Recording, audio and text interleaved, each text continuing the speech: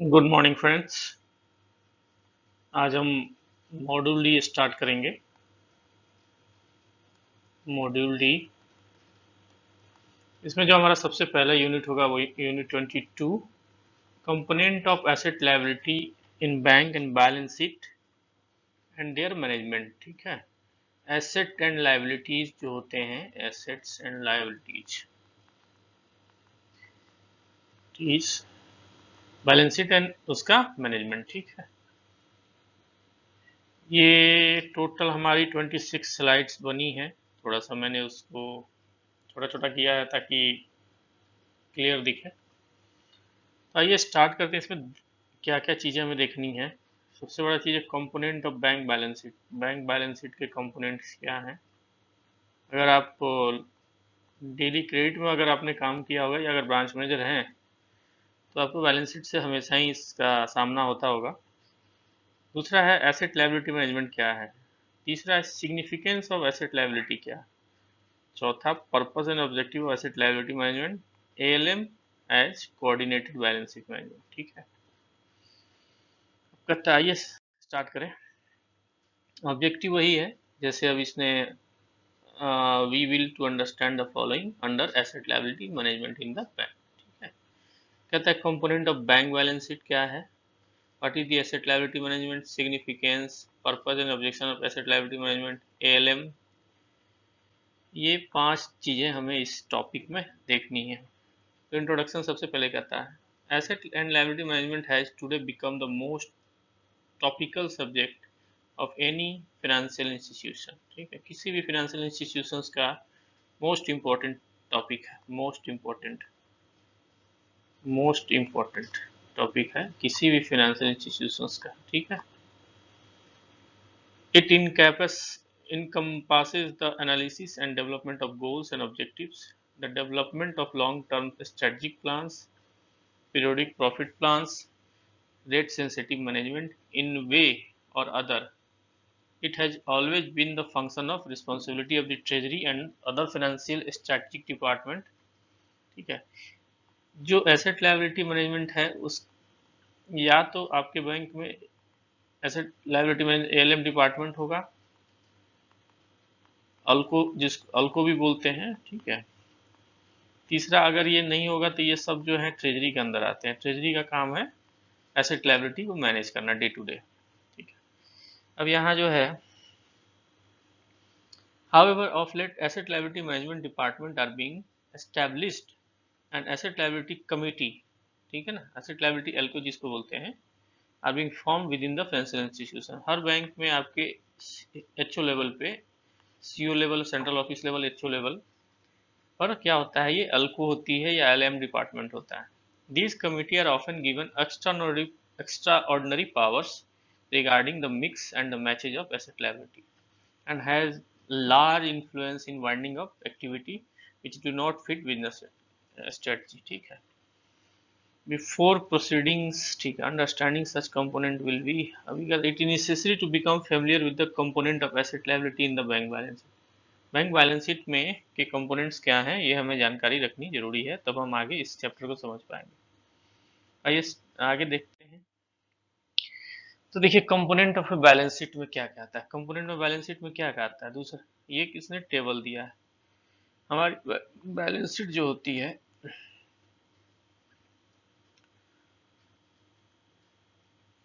एक होता है, बैलेंस शीट को अगर दो भाग में बांटे, ठीक है,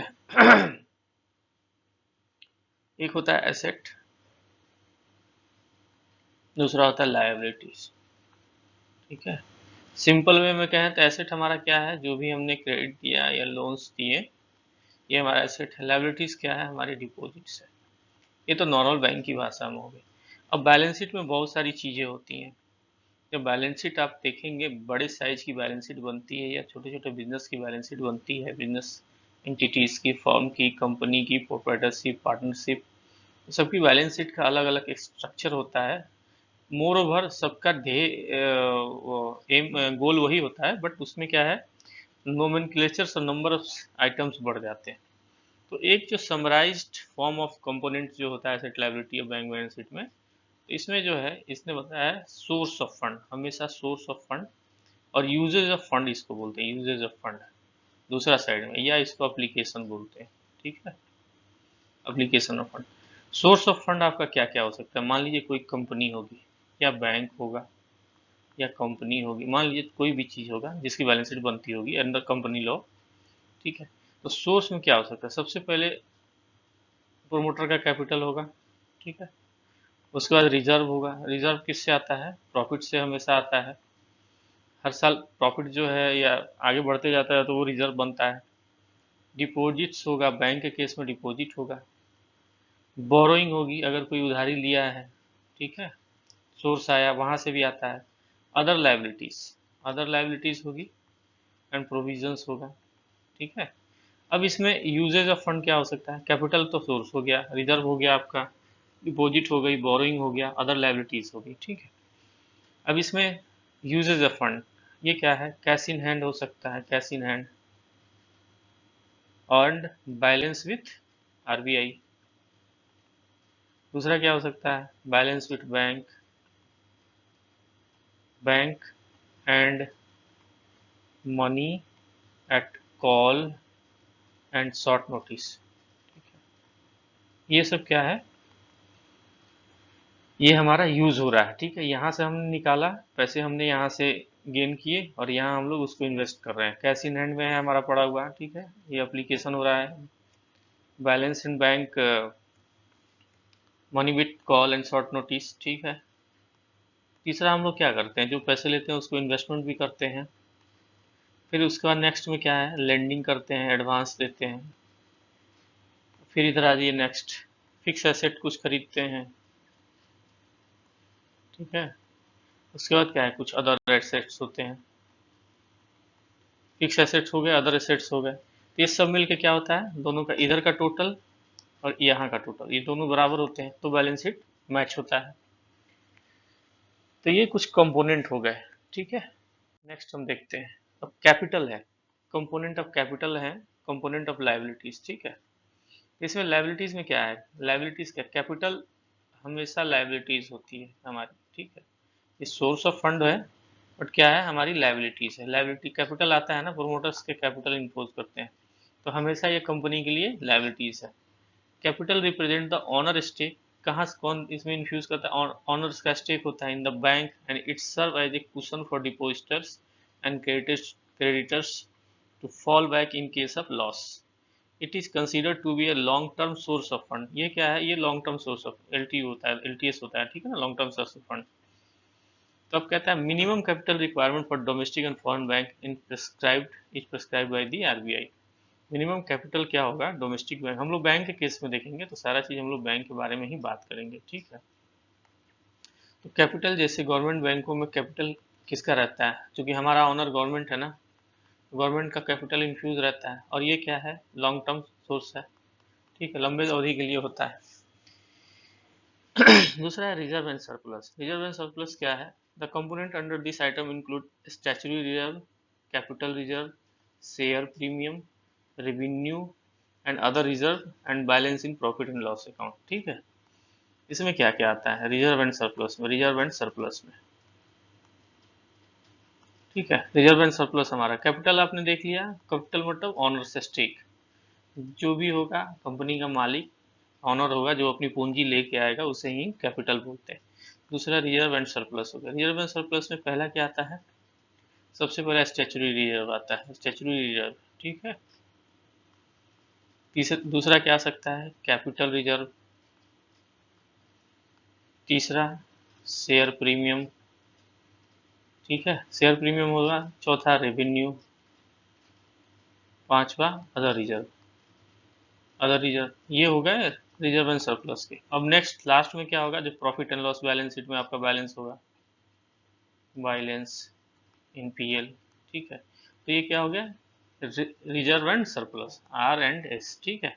इसमें कौन कौन सा आ गया, स्टैच्यूटरी रिजर्व, दूसरा आ गया कैपिटल रिजर्व, तीसरा आ गया शेयर प्रीमियम, चौथा revenue reserve and other reserve, और उसके बाद लास्ट है बैलेंस इन पीएल अकाउंट, ठीक है। उसके बाद deposit, the main source of fund of the bank is deposit.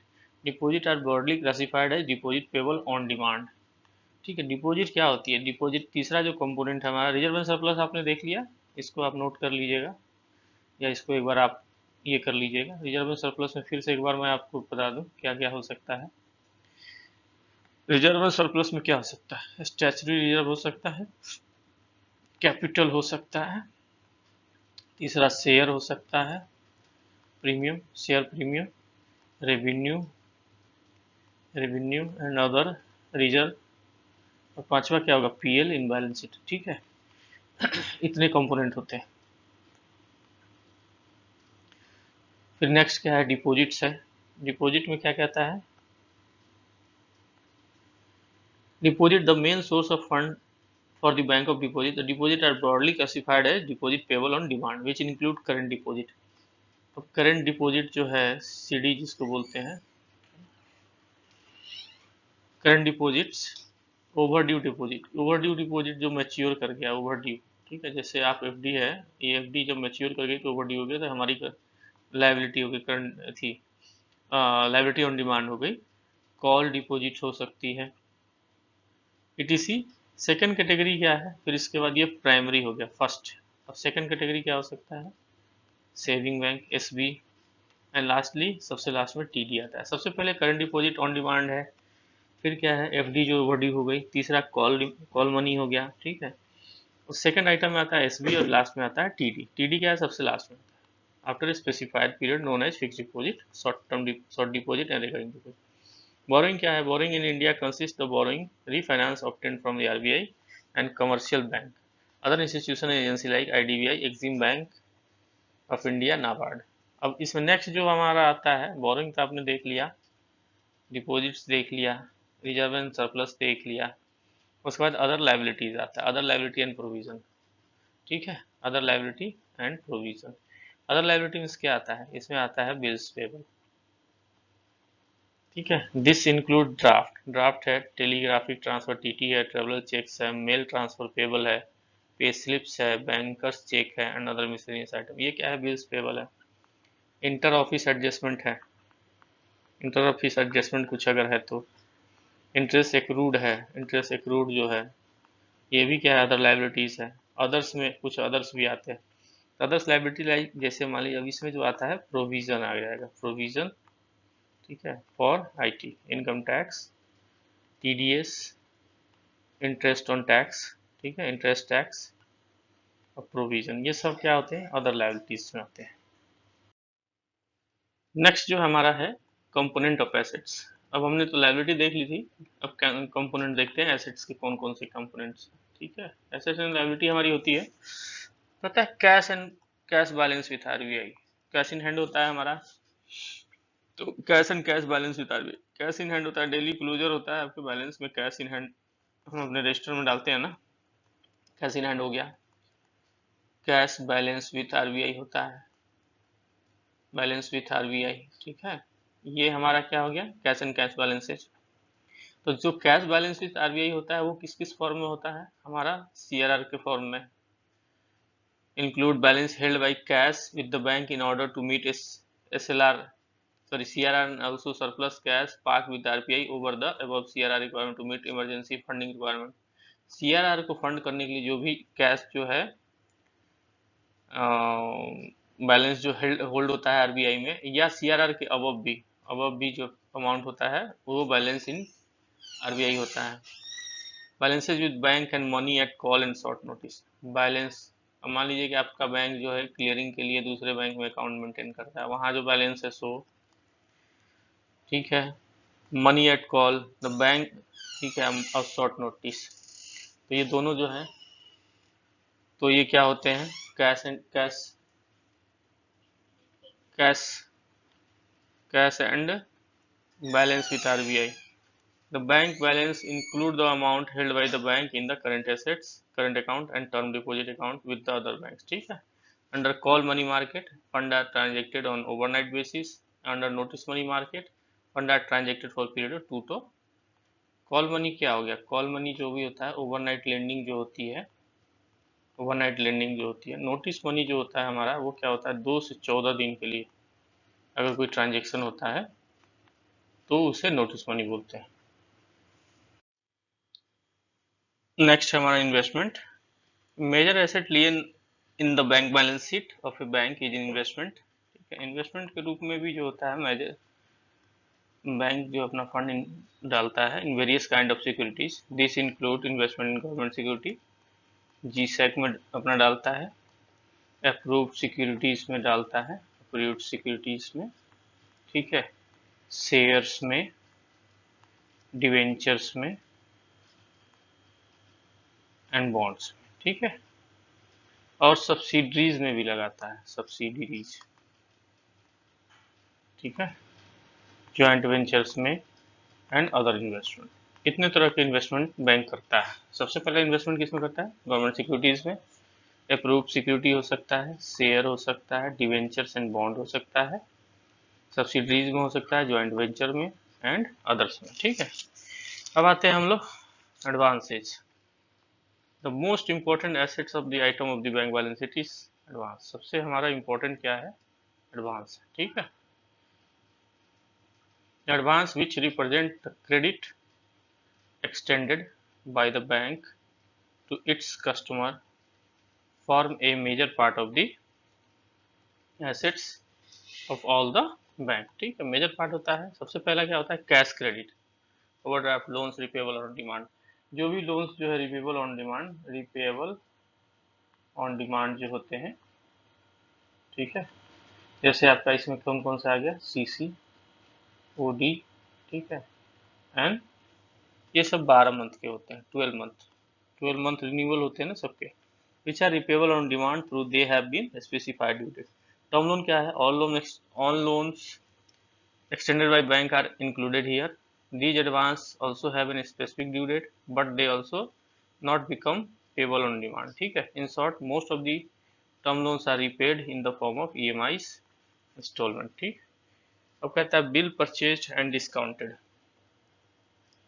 These item includes the bill discounted purchased by the bank from the client irrespective of the whether they are clean, documentary or domestic or foreign, ठीक है।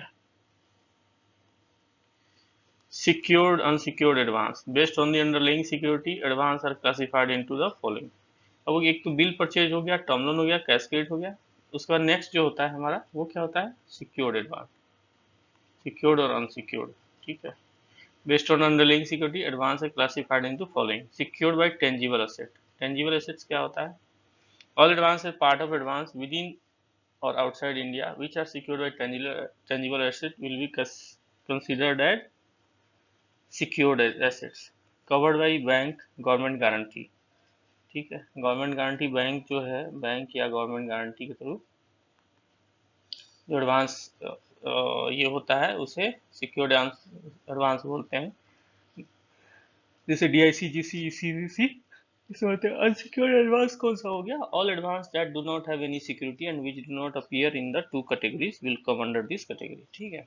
एक तो हो गया secured by tangible assets, दूसरा हो गया bank और गवर्नमेंट गारंटी, ठीक है, तीसरा हो गया अनसिक्योर्ड एडवांस, ठीक है। तो ये सब किस में आते हैं? Secure unsecured advance. उसके बाद आता है next fix asset. Fix asset क्या है? Immovable asset, premises, furniture, fixtures, hardware, motor vehicles classified into fix asset. Fix asset होता है। उसके बाद क्या होता है? Other asset. अदर एसेट आपका बैंक का क्या होता है? The remaining remainder of the items of the asset side of the bank balance sheet are categorized other assets। The miscellaneous assets are appear are as under, ठीक है। सबसे पहले inter office adjustment, debit balance in net position और the inter office account, domestic as well as overseas. Inter office adjustment जो है other assets में, inter office adjustment, inter office adjustment, इसमें जो डेबिट बैलेंस होगा ऑफ द नेट पोजीशन, ठीक है, और द इंटर ऑफिस अकाउंट, तो ये अदर एसेट में आते हैं। इंटरेस्ट एक्रू हो गया, there will interest accrue but not due on investment and advances and interest due but not collected on investment, तो उसे इंटरेस्ट एक्रूड बोलते हैं। Tax paid in advance debited at source, ठीक, deducted at source. This include amount of tax deducted at source, ठीक है, and advance tax paid to the extent that they are not set up against relative tax provisions, ठीक है। उसके बाद होता है stationery and stamp. Stock of stationery on hand is consider under this head of account, ठीक है। Stationery and stamp, non banking assets acquired under satisfaction of claim. Item under this account include immovable property, tangible assets which are acquired by bank in satisfaction of the bank claims on others. Satisfaction of charge जब करते हैं उसमें जो bank को मिलता है, जो immovable assets मिलता है, ठीक है, या tangible assets, तो उसे ही हम नॉन बैंकिंग एसेट्स या अदर एसेट्स बोलते हैं। नेक्स्ट आता है हमारा others asset. Other items primarily include claims that are in the form of clearing items, unadjusted debit balances, representative additions to the assets and deductions from the liability and advance for provided employee of a bank, ठीक है। अब कहता है contingent liability. Contingent liability भी होती है, contingent मतलब contingent liability,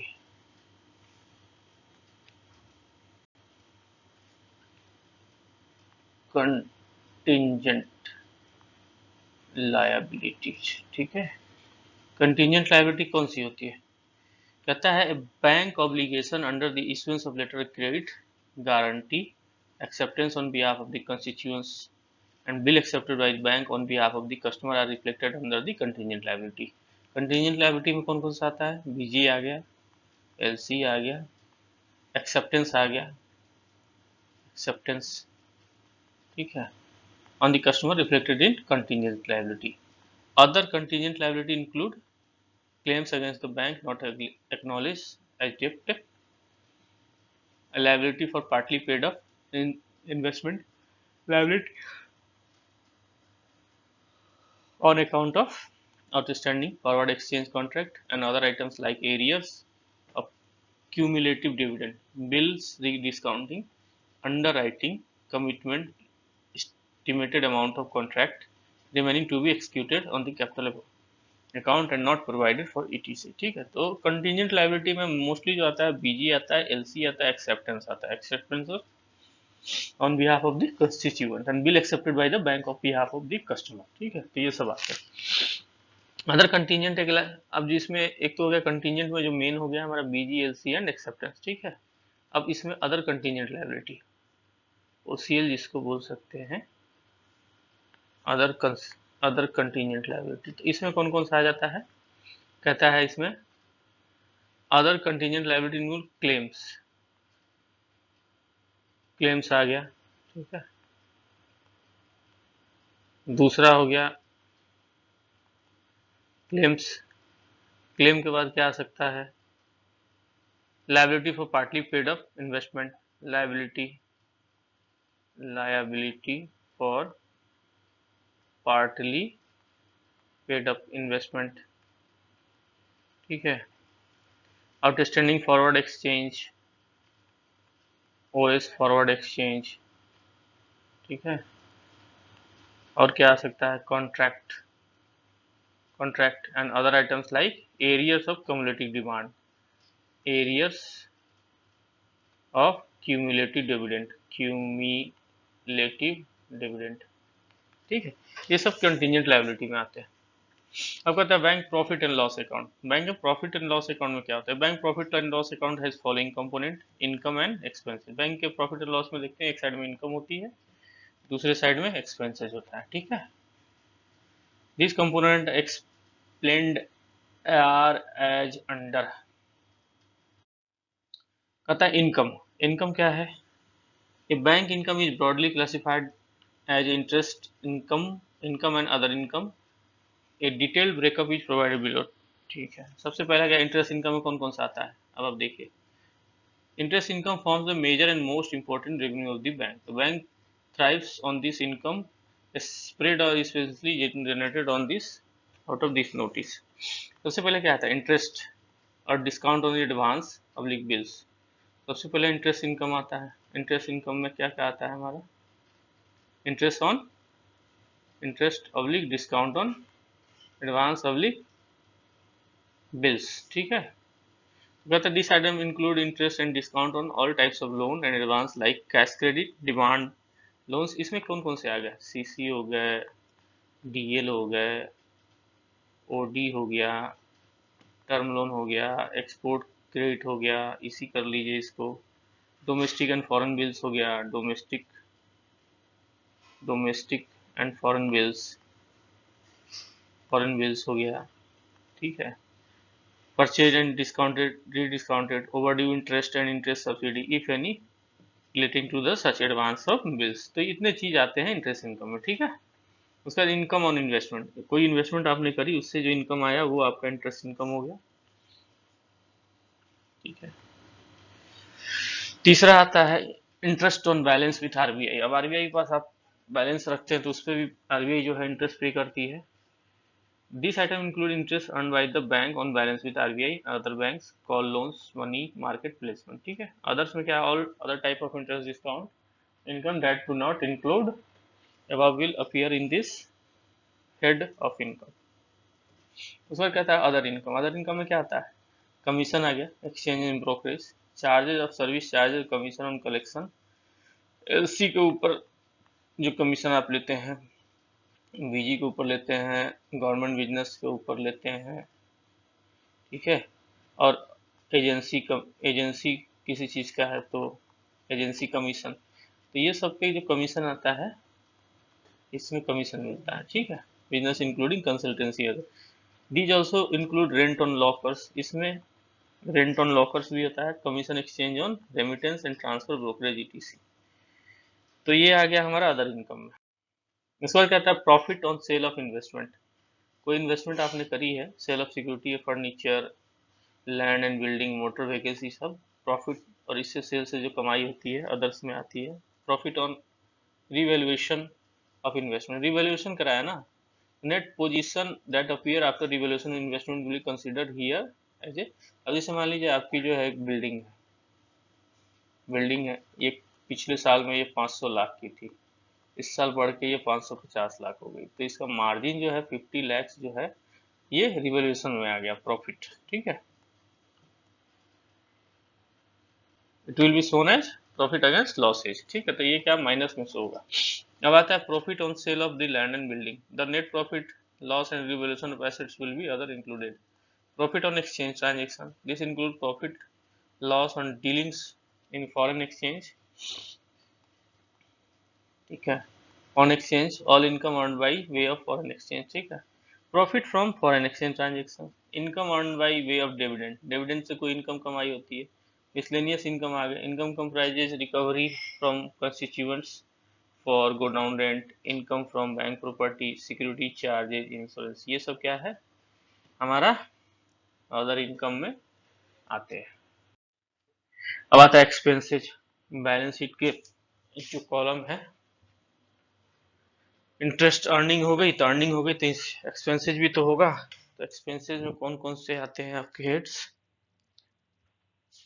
आप देखिए। सबसे पहले कहता है इंटरेस्ट एक्सपेंडेड, सबसे बड़ा साइज जो हमारा होता है इंटरेस्ट एक्सपेंडेड पे होता है।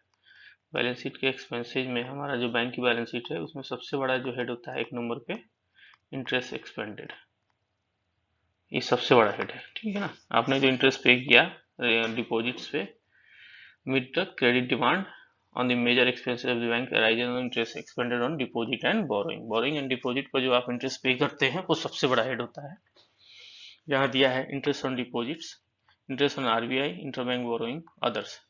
अदर में क्या है, discount interest on all borrowing, refinance from FIs and other payments like interest from RBI, participant certificate, penal interest, ETC, ये सब क्या है अदर एक्सपेंसेज है।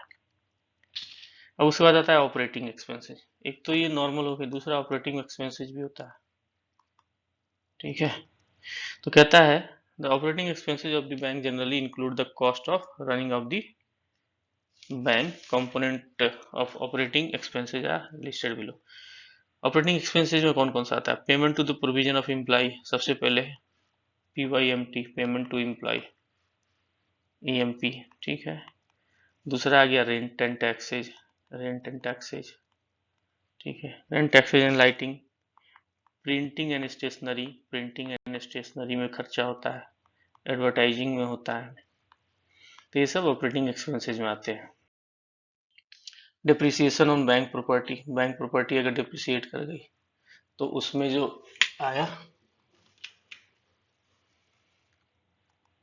तो वो ऑपरेटिंग एक्सपेंसेज में आता है।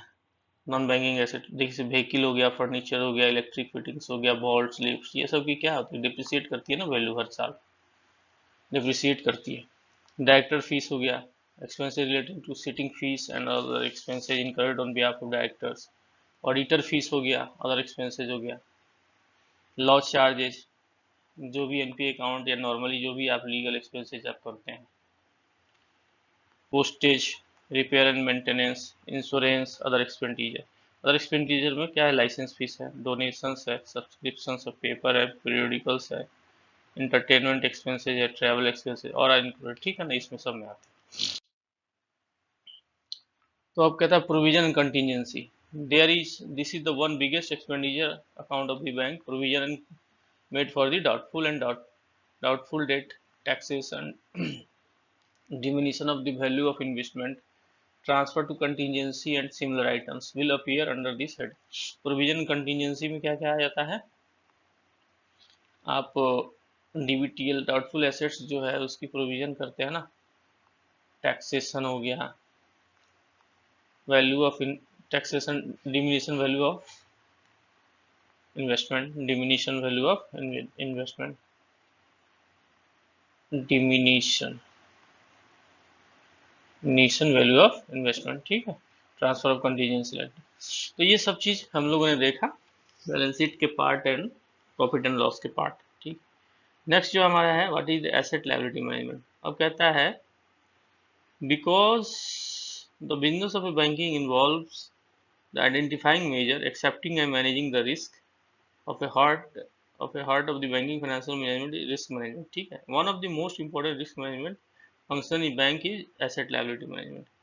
जो important function है बैंक का उसमें सबसे important function है asset liability management, जिसको ALM बोलते हैं, ठीक है।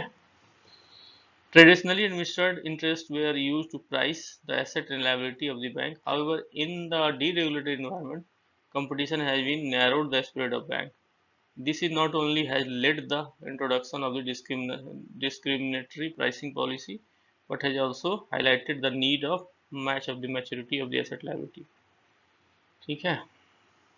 अब कहता है asset and liability management is concerned with the strategic balance sheet management involving risk caused by changes in interest rate, exchange rate risk, credit risk and liquidity position of the bank। तो कहता है asset liability management इस mainly किस लिए है, strategic balance sheet management से related है। उसमें क्या आता है, risk cause by change in interest rate, exchange rate, credit risk and liquidity position of bank.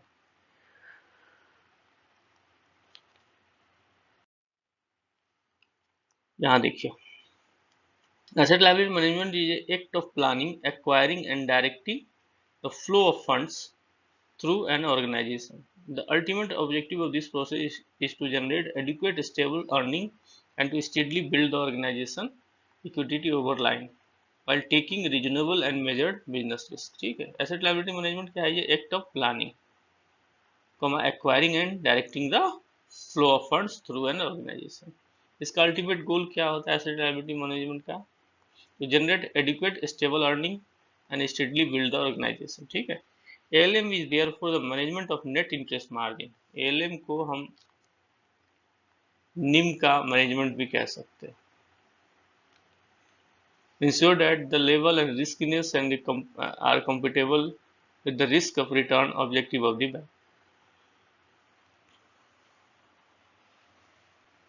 So ALM is more than just managing the individual assets and liability category well. It is an integrated approach to the bank financial management, requiring simultaneous decision about the type of amount, financial assets and liability of the bank hold. The mix of the volume, financial assets and liability in addition to ALM requires the understanding the market which operates। चलिए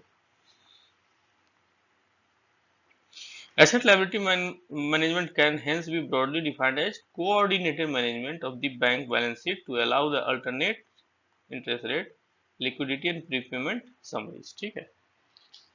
It is a flexible methodology that allows the bank to test interrelationship between the wide variety of risk factors including market risk, liquidity risk, management decision on certain products, etc. The significance of asset liability management. Asset liability management का significance क्या है? इसका significance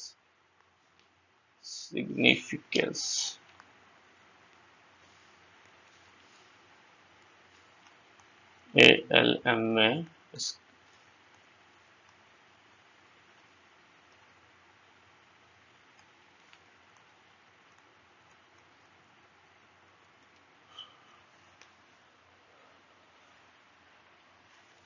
कहता है why do we need asset liability management. तो कहता है in simple terms a financial institution may have enough assets to pay off the liability, but if 50% of liability are maturing with in 1 year but only 10% of the asset are maturing with in the same period. जैसे आपने देखा था, पहले भी उदाहरण दिया था, दो the financial institution enough asset में become temporarily insolvent due to several severe liquidity crisis. अब मान लीजिए कि जैसे कोई आपने डिपॉजिट लिया इस 1 ईयर का, ठीक है, और ये एडवांस जो है ना आपने इसमें क्या हुआ, आपने 2 इयर्स का दे दिया, ठीक है, तो डिपॉजिट 1 ईयर के बाद तो मैच्योर है, तो 1 साल के बाद तो फिर लिक्विडिटी क्राइसिस होगी, तो उसी का मैनेजमेंट जो है इस जरूरी होता है एसेट लायबिलिटी मैनेजमेंट में। तो कहता है this ALM is required to match the asset liability and minimize the liquidity as market risk. ठीक है, asset liability management can be performed on per liability basis by matching specific asset support each liability. Here you ensure that every liability there is an equivalent tenure and amount of matching assets. तो ALM क्या बोलते हैं? Match करना asset and liability को, minimize करना liquidity को, as well as the market risk.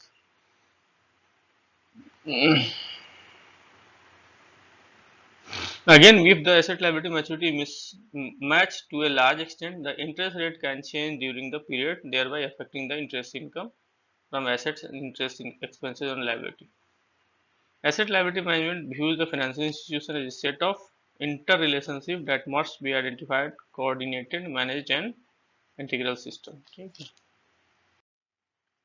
Volatility किसे कहते हैं? Some of the reason growing significance of asset liability management. ठीक है, एसेट लायबिलिटी मैनेजमेंट का सबसे बड़ा कुछ सिग्निफिकेंस क्या है? Volatility, deregulation of financial system, change the dynamic financial market, the vagaries of the such free economic environment are reflected in interest rate structure, money supply and overall credit position of the market. The exchange rate and the price level for a business which involve trading in money, rate fluctuation invariably affect the market value. Yield cost,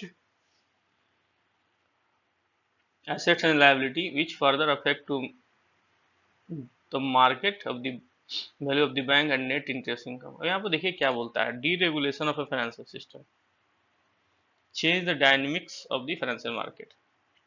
अब कहता है the vagaries of such free economic environment are reflected in interest rate structure.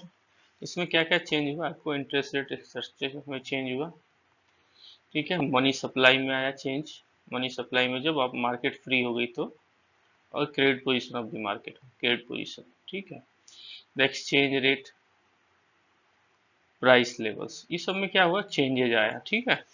For the business which involve trading in money, rate fluctuation invariably affect the market values, ठीक है।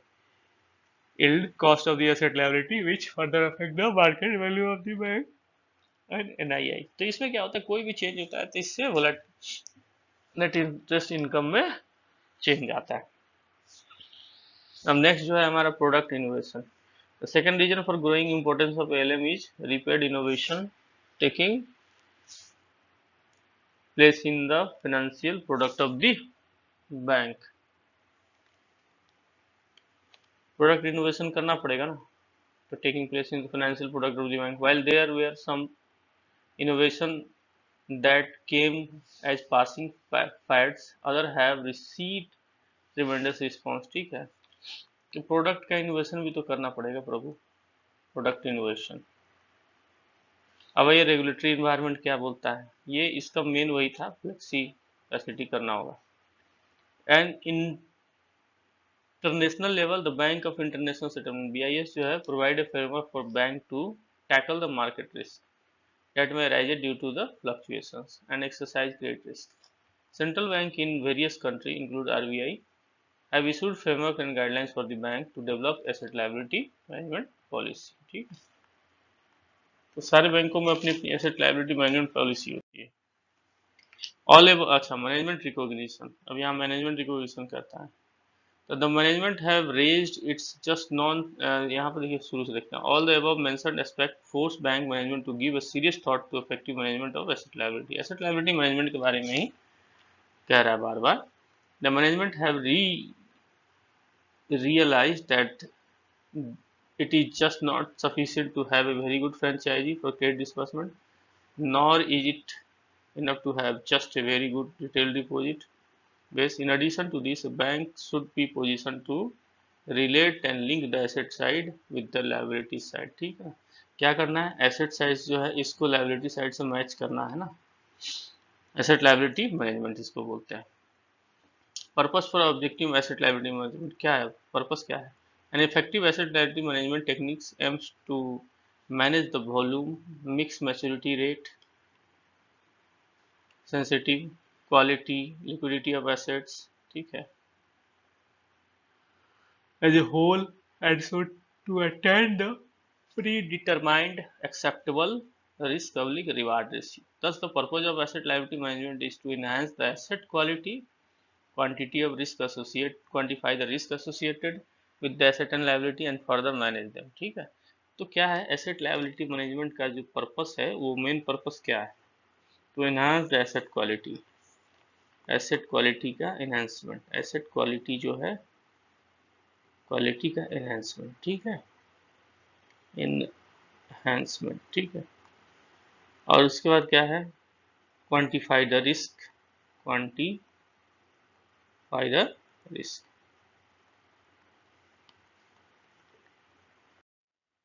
तो कहता है reviewing the interest rate structure and comparing the same interest product pricing of both asset liability, ठीक है। Examining the loan and investment portfolio in the light of the foreign exchange risk and liquidity risk that might arise, examining the credit risk and contingency risk that may originate either due to the rate fluctuation or otherwise, asset and quality of assets, reviewing an actual performance against the projections made, the analysis reason for any effect of the spreads। ये सब क्या है हमारा, जो हमने अभी देखा, ये क्या है, तो बताइए आप लोग। यहाँ पे मैं क्वेश्चन मार्क डालता हूँ, ठीक है, आप यहाँ हमारे इसमें डालिएगा, नोट कमेंट सेक्शन में डालिएगा, ठीक है। The asset liability management techniques so desire to manage various risk, primarily aim to stabilize short-term profits, long-term earnings, long-term substances quality of the bank. The parameters that are selected for the purpose of stabilizing asset liability management are identified। Parameters कौन कौन सा है asset liability management के? Net interest income, net interest margin, economic equity ratio. अब उसका brief बता। Net interest income, net interest income क्या होता है? Net interest income, net interest income हो गया interest income minus interest expenses. जब इंटरेस्ट इनकम को आप इंटरेस्ट एक्सपेंसेस को घटा देंगे तो ये आपका नेट इंटरेस्ट इनकम आ जाएगा, NII जिसको बोलते हैं, ठीक है। Minimize fluctuation in NII, short term profit. In order to stabilize short term profits, bank have to minimize fluctuation in NII। दूसरा क्या हो गया, निम हो गया, net interest margin. Net interest margin क्या होता है? अब ये क्या हो गया, net interest income divided by average total asset, average of total assets. तो ये क्या हो गया हमारा, नीम हो गया, ठीक है। Net interest margin can be viewed as a spread on earning assets. The net income of the bank comes mostly from the spread maintaining between total interest income and total interest expenses। The higher the spread, the more will be M। Higher spread, जितनी spread ज्यादा होगी नीम उतना ही ज्यादा होगा। There exists a direction correlation between risk and return। As a result, greater spreads only imply enhanced risk exposure। But since any business is conducted with the objective of the making profit and achieving the higher profitability, economic equity ratio क्या होता है?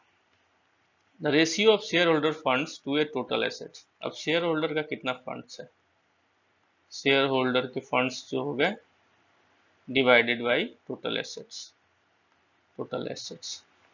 तो इसको बोलते हैं shift in the ratio of own fund to the total fund, the fact of SSC to sustains capacity of the bank. इसको economic equity ratio बोलते हैं, shareholder funds divided by total assets.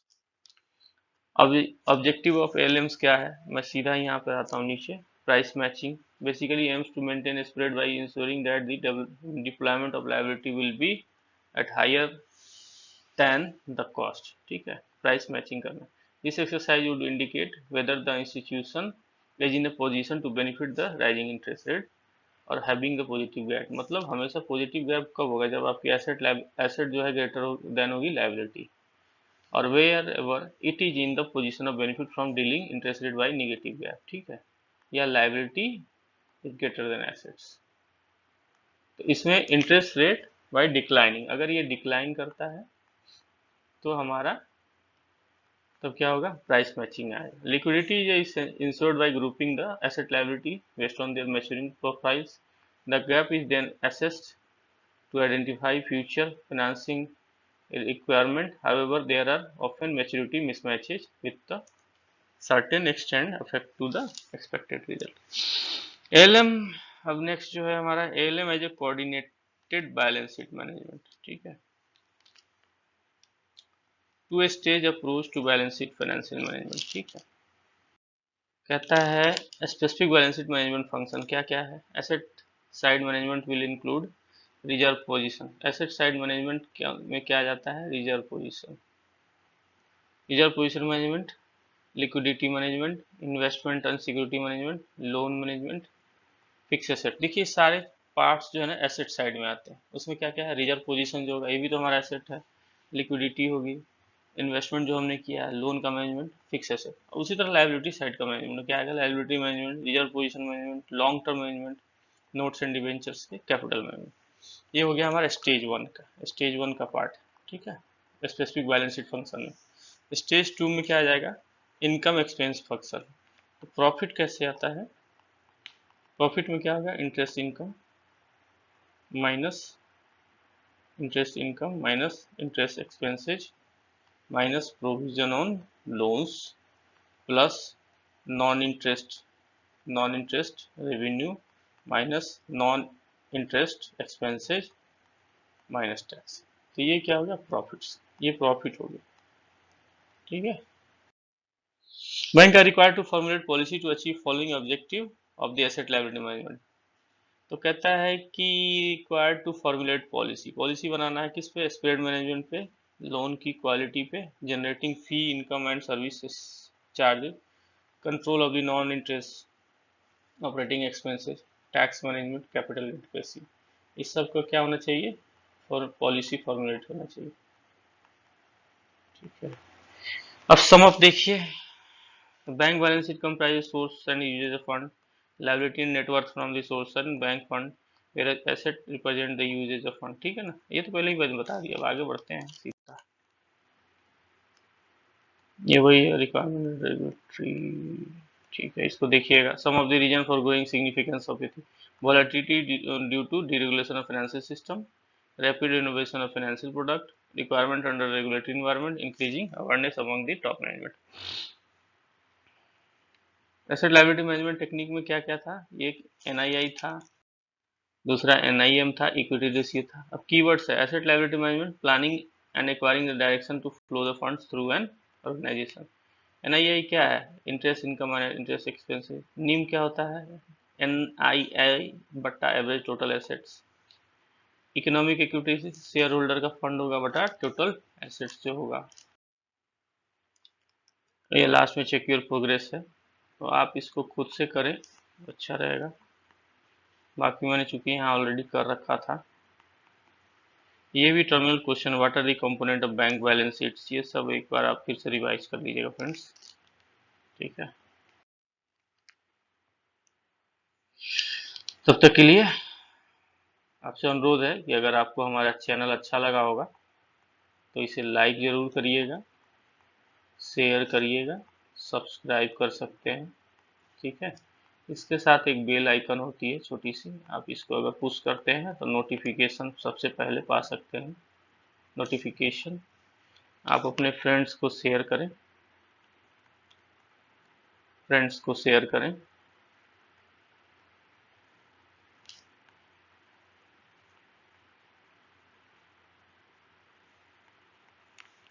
Friends को share करें, friends को share करें जो CAIIB के exam में पार्टिसिपेट करने जा रहे हैं। ठीक है फ्रेंड्स, बहुत बहुत धन्यवाद आपका। ठीक है, ओके फ्रेंड्स, नेक्स्ट जो हमारा यूनिट होगा हम उसमें मिलते हैं। Thank you.